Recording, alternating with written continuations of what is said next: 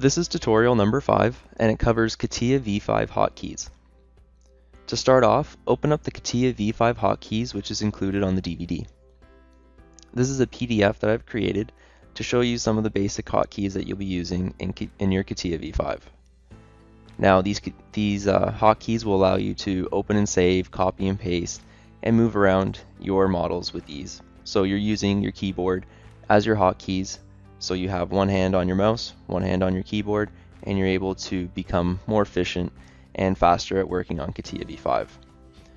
Now I'm just going to show you a couple. So we're just going to open a new document and try to save it with the hotkeys. So we're going to use Control-N and we're going to use Control-S. So to start a new document, we'll do Control-N and we'll select a part, click OK, and now let's try to save our part. Let's click Control-S.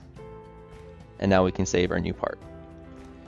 These Catia v5 hotkeys are a great tool to use. You're able to print off that sheet that I've included, the PDF, and just keep it anywhere close to your workstation so you can remember what they are and quickly and easily use the hotkeys.